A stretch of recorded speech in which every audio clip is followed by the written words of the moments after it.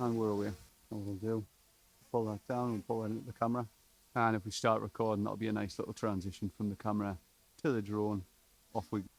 But what we're going to do is I'm going to take you for a little bit of a walk. We're going to film on the drone, get some flyovers down the path. We'll come back. I'm going to play around with the edit for this later on, and hopefully it comes out all right and I've not spoke. You know what the biggest joke is that I tell myself? That I'm coming out for an hour and I'm about to film a video. It's going to be dead smooth. I'm going to go out, we're going to get everything done and be back in the house within an hour with some good clips. I've currently been driving an hour and 45 minutes all around my local area just to end up in a location that's 3 minutes from my front door.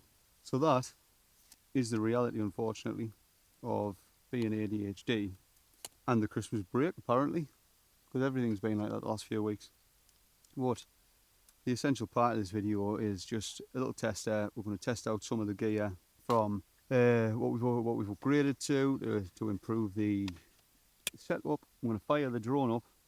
We're going to try and include some nice visuals from this area because I've never actually flown the drone from here, and I think it'll be quite nice. I think we'll get some fairly decent footage from the way the light's sitting and just this area. Really, we've got some nice fern, like Christmas tree type trees, whatever you want to call them, the fern trees, are they?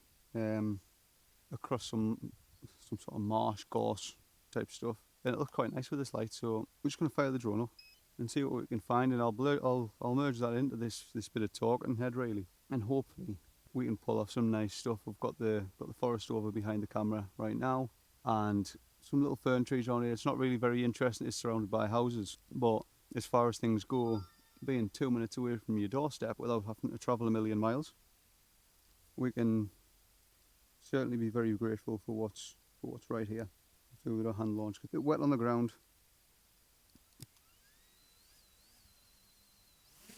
And we're away. What we'll do, pull that down and pull that into the camera. And if we start recording, that'll be a nice little transition from the camera to the drone. Off we go. We've now got the drone all the way up there now. I suppose this was never really an aim, a part of a job that I expected to do really, and it's just kind of come out of nowhere. So the reason we started playing around with the drones and having a little bit of fun is because we looked at the data, and being a startup, it's very much a case of we'll try and find any way we can to get marketed, to get that trust, to get that. If we look at drone footage online, the average viewer retention across videos isn't particularly great on the grand scheme of things, and that's across all sectors. But what you find with drones is, on average, it's around about 1200% higher, which to me, it was worth the punt, worth a couple £100 of investment to just give it a go and see where we got from it. And that has kind of paid off. So within sort of 4 or 5 days, we essentially paid off the drone, and we could reinvest some into some more projects, I suppose.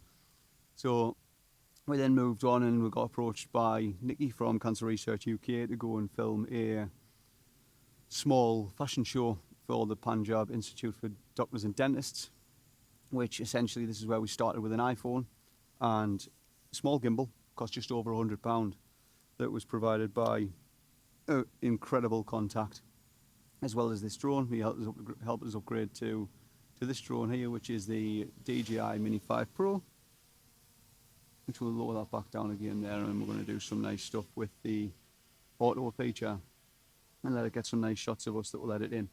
But what he did from that was he enabled us to sort of accelerate that a little bit quicker, and it wasn't a drastic big investment, but that was in line with us being able to help him out with his business, with his social media and the editing side of things. And I think this is where the ADHDs kind of come in tenfold with benefiting me since the diagnosis. Is if I enjoy something, I will learn it, and I'll learn it incredibly quickly, and I'll go out my way until I have got as good as I possibly can do with that specific task or topic. And that, although it can be seen often as, I suppose, unreliable from some train of the imagination, I think part of what we need to understand as employers with ADHD, it's not disorganisation or disengagement. There's a big thing I used to talk about in my coaching life prior to this. I coached golf and coached sport for a fair while. And part of what I used to like speaking about was intrinsic and extrinsic motivators. Now, what you'll find with ADHD is a lot of it is extrinsic. It's the shiny things. It's the things that, what can we get? How can we get the next shiny thing? However, if you can find someone's intrinsic motivator who's got ADHD, the amount of work you'll pull out of someone and the amount of progression and the amount of growth you'll pull out of someone with ADHD is mind-blowing if you've not worked with it before. And hopefully it comes out all right and I've not spoke too much trash.